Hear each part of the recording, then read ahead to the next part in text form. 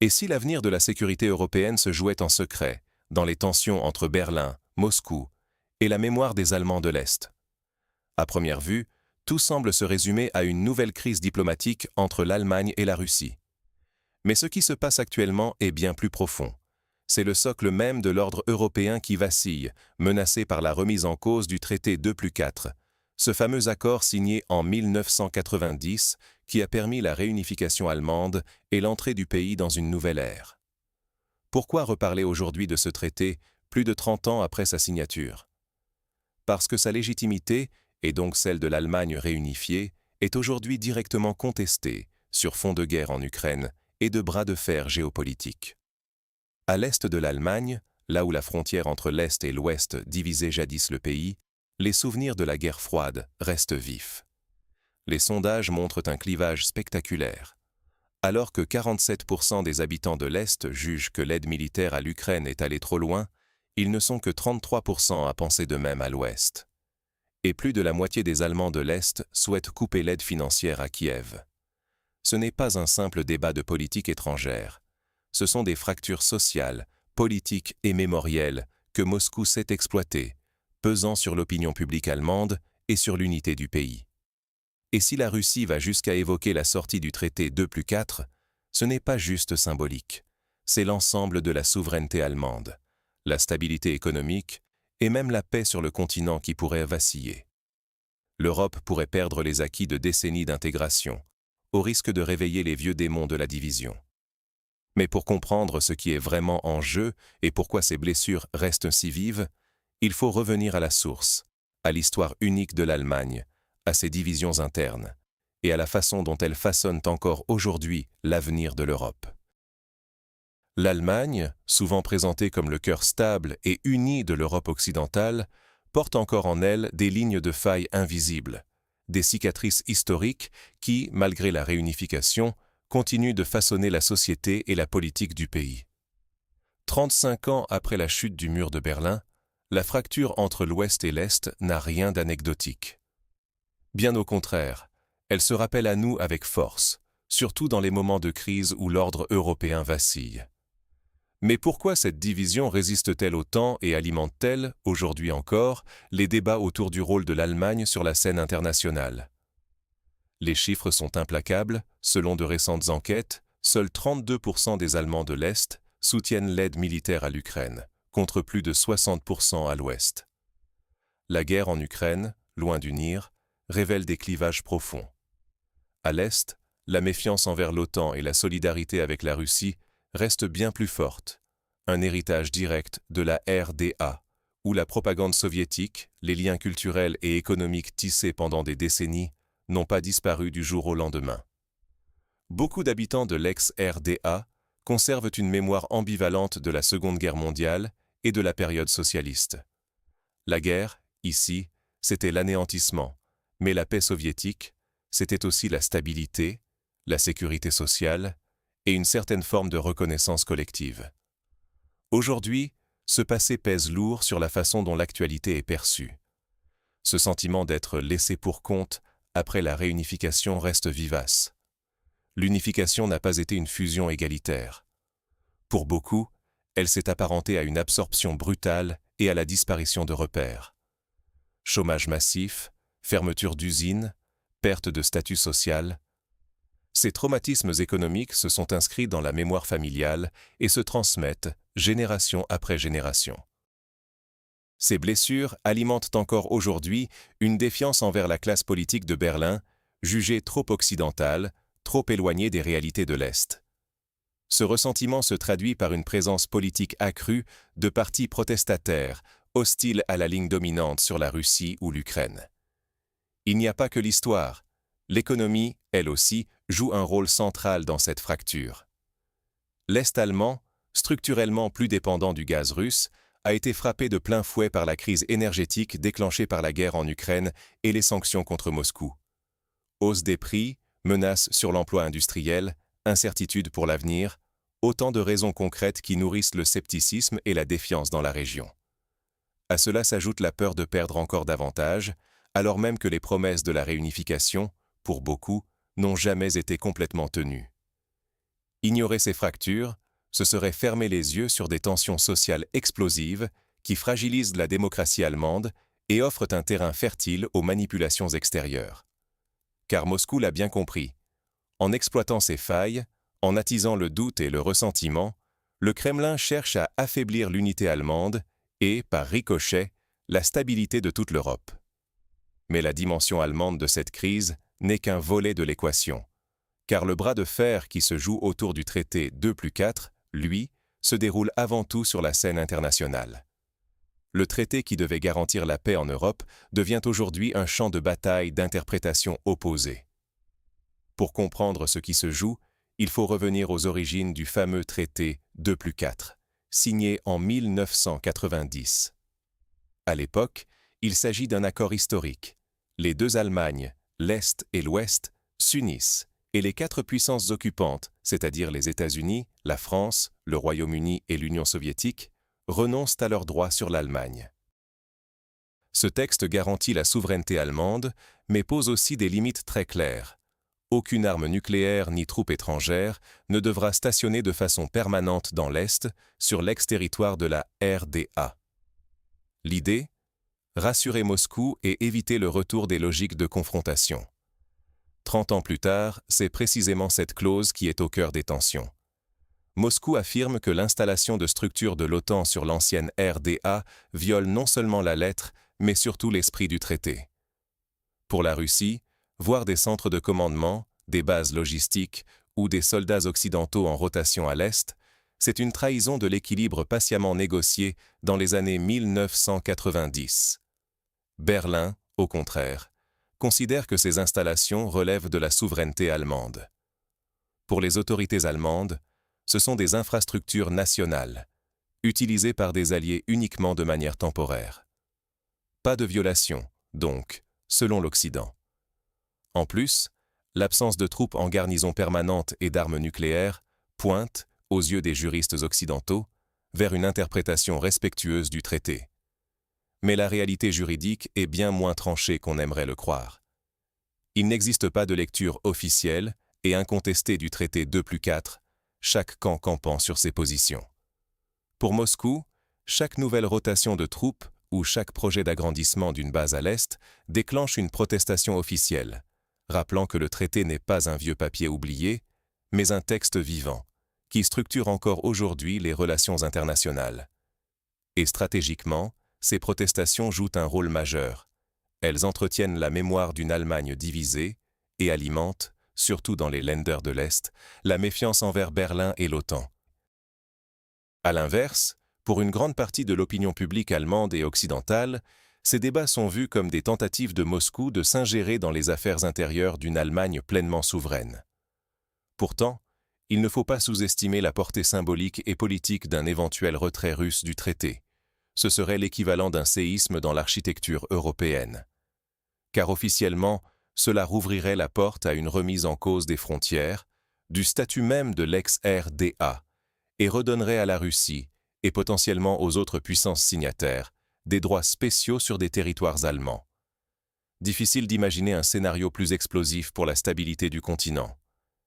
Et il y a la dimension personnelle. Vladimir Poutine lui-même, qui a vécu en RDA, à Dresde, lors de l'effondrement du bloc soviétique. Une période qu'il décrit lui-même comme une catastrophe géopolitique, une humiliation nationale et une expérience personnelle traumatisante. Cette blessure, loin de s'être refermée, pèse lourdement sur sa vision actuelle de l'Europe et explique en partie pourquoi la question du traité 2+4 occupe une place si centrale dans la stratégie russe. Dans les manuels scolaires russes, la réunification allemande n'est plus présentée comme un geste de liberté, mais comme une absorption brutale de l'Est par l'Ouest, alimentant chez toute une génération le sentiment d'un ordre européen imposé, à corriger. Au final, le débat autour du traité 2+4 n'est pas qu'un sujet pour juristes ou diplomates. C'est un révélateur des fractures profondes, mémorielles et politiques entre l'Est et l'Ouest de l'Allemagne. Et surtout, la perspective d'une dénonciation du traité ferait vaciller tout l'édifice juridique sur lequel repose l'unité allemande et la stabilité européenne. Les conséquences seraient imprévisibles. Retour des puissances extérieures dans le jeu allemand, remise en cause de la souveraineté, et peut-être, à terme, un précédent pour d'autres révisions territoriales ailleurs en Europe. Mais au-delà de ce bras de fer diplomatique, ce sont les relations concrètes entre l'Allemagne et la Russie, ainsi que la sécurité quotidienne du continent, qui se trouvent directement impactées, et c'est ce que nous allons explorer tout de suite. Menaces sur la sécurité, incertitude économique, paralysie diplomatique. Que peut-il réellement se passer si la crise entre l'Allemagne et la Russie continue de s'aggraver? On va s'intéresser à ce qui pourrait attendre l'Europe dans les prochains mois, et pourquoi tout cela va bien au-delà d'un simple bras de fer diplomatique. Aujourd'hui, les relations entre Berlin et Moscou sont pratiquement au point mort. On parle d'un dialogue gelé, de signaux restés sans réponse, d'une confiance totalement rompue depuis la fin de la guerre froide. Du côté allemand, la fermeté affichée à l'égard de la Russie, surtout sur la question ukrainienne, s'accompagne d'une véritable inquiétude au sommet de l'État. Comment maintenir la souveraineté nationale, la sécurité collective européenne et surtout la stabilité interne face à une telle pression? Ce climat tendu favorise une montée spectaculaire des menaces hybrides. Selon les renseignements allemands, on assiste à une explosion des campagnes de désinformation, à des cyberattaques qui visent directement les infrastructures critiques, à des tentatives répétées de semer le doute et la division au sein de la société allemande. C'est un modèle bien connu. Déstabiliser la confiance, jouer sur les fractures mémorielles et sociales héritées de la division Est-Ouest, jusqu'à transformer chaque débat en occasion de polariser l'opinion. Le cœur de cette stratégie, l'Est allemand. Pour Moscou, cette région n'est pas une simple périphérie, mais le théâtre symbolique d'une blessure encore vive, celle de la perte d'influence soviétique et de la réunification vécue comme une annexion, plutôt que comme une fusion démocratique. Ce sentiment de trahison, relayé dans les discours officiels russes, trouve encore aujourd'hui un écho chez certains citoyens de l'Est, fatigués de la guerre, sceptiques face à l'augmentation des dépenses militaires et lassés d'être perçus comme les perdants de l'unification. La Russie a parfaitement compris comment exploiter ce malaise. Elle cible activement les segments de la population les plus réceptifs à l'idée que la politique actuelle de Berlin serait une erreur stratégique, les encourageant à douter de la légitimité de l'action fédérale. Résultat, la fracture sociale et politique s'approfondit, la cohésion nationale se fragilise et le débat sur le passé ressurgit comme arme de division. Ce jeu dangereux menace d'alimenter des mouvements politiques radicaux et une défiance généralisée envers les institutions. Sur le plan économique, la situation est tout aussi préoccupante.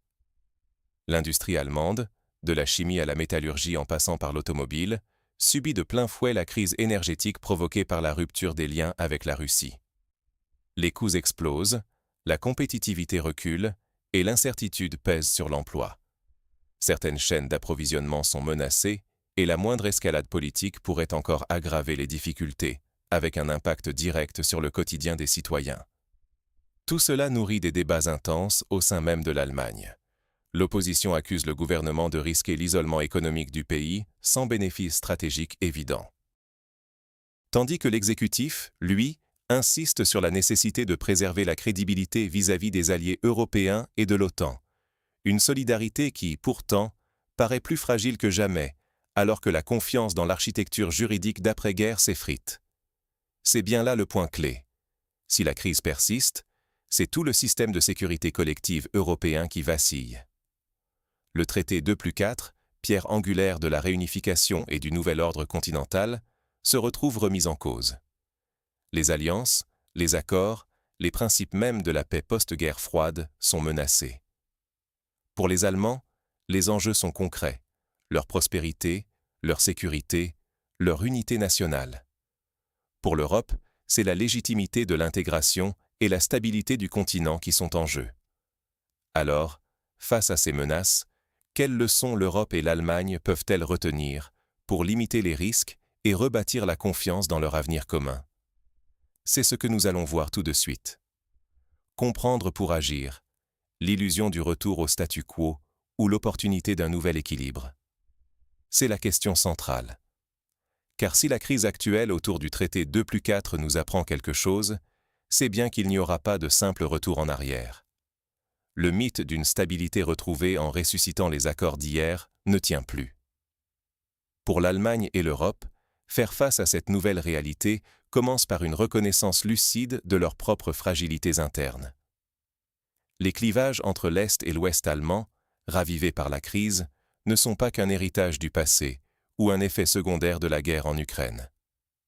Ils sont aujourd'hui un terrain de jeu stratégique pour Moscou, qui sait parfaitement à quel public s'adresser et comment amplifier certains ressentis de lassitude ou de scepticisme, notamment en ex-RDA. Mais, au fond, ces fractures sont bien réelles. Presque la moitié des habitants des Länder de l'Est jugent la politique actuelle trop belliqueuse, et ce scepticisme se traduit même dans les urnes, où les partis critiques du soutien à l'Ukraine réalisent des scores bien supérieurs à ceux de l'Ouest. Les dirigeants allemands ne peuvent plus faire comme si ce malaise n'existait pas. L'ignorer, c'est risquer qu'il devienne une faille majeure manipulable de l'extérieur. La première leçon, donc, c'est qu'il faut cesser de traiter la société comme un bloc homogène. Les émotions, le sentiment d'appartenance, la mémoire de la division, tout cela pèse encore lourd. La gestion de la crise ne peut faire l'économie d'une écoute active de toutes les composantes de la population et d'une communication transparente, honnête, qui ne diabolise ni ne minimise les doutes exprimés. L'efficacité de la stratégie européenne dépendra de cette capacité à mobiliser un consensus social véritable, loin des slogans et des postures. Ensuite, la crise du traité 2+4 expose la limite d'une architecture de sécurité héritée de la guerre froide. Les équilibres de 1990, les promesses de stabilité du moment 2+4, tout cela est aujourd'hui remis en cause, non pas parce que l'Allemagne aurait changé, mais parce que le contexte mondial, la guerre, les pressions énergétiques, la polarisation mémorielle, a radicalement évolué. L'Europe ne pourra pas faire l'économie d'un nouveau cadre, d'un aggiornamento, qui tienne compte à la fois des nouveaux rapports de force et des vulnérabilités internes. Protéger la souveraineté allemande, maintenir la stabilité économique, c'est repenser la sécurité collective au-delà des anciens traités, en renouant le fil du dialogue entre l'Atlantique et l'Europe de l'Est, mais sans sacrifier l'unité interne. La gestion de la mémoire, enfin, s'annonce déterminante. Les perceptions historiques alimentent les positions politiques d'aujourd'hui. Pour nombre d'Allemands de l'Est, par exemple, la vision du rôle de la Russie, du sens des alliances, reste marquée par des décennies d'expériences différentes. L'avenir de la sécurité européenne ne se jouera pas seulement dans les chancelleries, mais aussi dans la façon dont les sociétés se réapproprient ou questionnent leur histoire. Ignorer ce facteur, c'est condamner toute politique à l'échec. Le risque, s'il n'est pas pris au sérieux, est immense.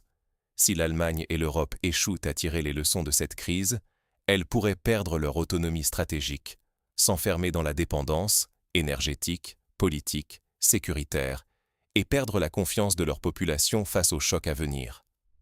La tentation du chacun pour soi ou du retour à de vieux schémas ne ferait qu'aggraver les divisions. Mais alors, la société allemande, et plus largement les dirigeants européens, sauront-ils relever le défi sans sombrer dans la fragmentation? C'est la grande question qui reste ouverte. La sécurité européenne ne se jouera pas seulement sur les textes, mais dans notre capacité à regarder nos désaccords en face.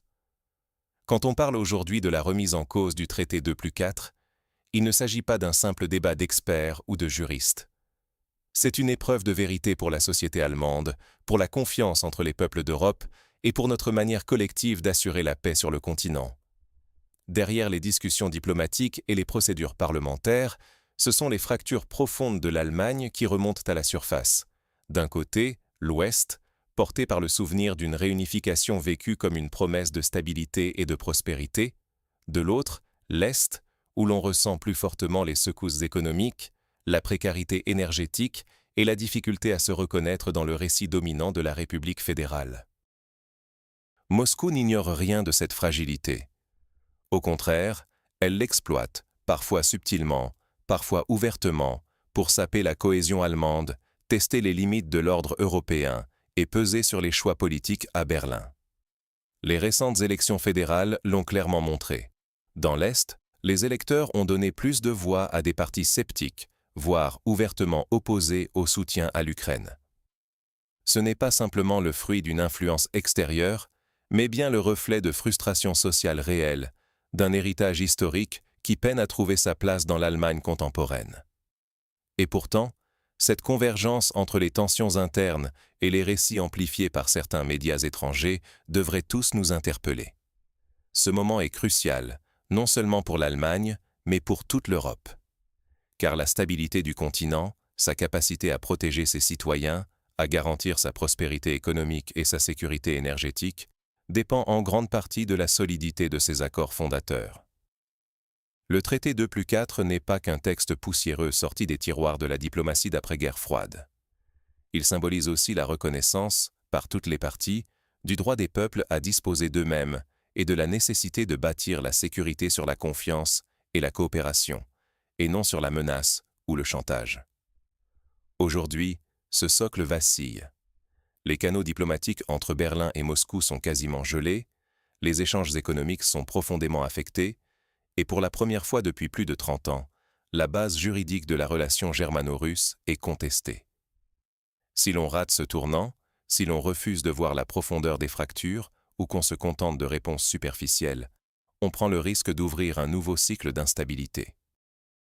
On met en péril non seulement la souveraineté de l'Allemagne et sa place en Europe, mais aussi la confiance des citoyens dans nos institutions, dans l'intégration européenne et dans la promesse de sécurité qui sous-tend tout cet édifice.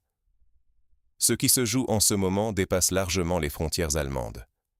La question de la sécurité indivisible, cette idée qu'aucun pays ne doit renforcer sa sécurité au détriment d'un autre, est plus que jamais remise en question. Chacune des parties, aujourd'hui, se dit trahie par l'autre, persuadée que l'équilibre a été rompu. Or, c'est justement dans ces moments de crise qu'il est vital de refuser les schémas simplistes. Il ne s'agit ni de désigner des coupables tout trouvés, ni de céder à la fatalité, mais d'accepter la complexité et de chercher ensemble des solutions durables. Alors, que faire? D'abord, reconnaître que l'Allemagne, et avec elle toute l'Europe, se trouve à un moment charnière. Il est temps d'exiger de nos dirigeants une lucidité à la hauteur des défis. Ne plus ignorer les divisions internes, ne pas sous-estimer l'impact des influences extérieures, et surtout, ne pas laisser l'histoire se répéter dans l'indifférence générale. Ce n'est pas seulement une affaire de diplomatie, mais une question de société, de mémoire et d'avenir. Il appartient à chacun d'entre nous de comprendre ce qui se joue, d'en débattre, et d'exiger des réponses à la mesure de cette crise. Car l'équilibre que nous croyons acquis n'a jamais été aussi fragile, et c'est à nous tous qu'il revient de le défendre. Merci d'avoir suivi cette analyse. N'hésitez pas à partager vos réflexions dans les commentaires. Et surtout, restons attentifs. Ce qui se passe aujourd'hui entre Berlin, Moscou et l'Europe de l'Est pourrait redéfinir notre avenir collectif. À très bientôt pour de nouvelles analyses sur la géopolitique européenne.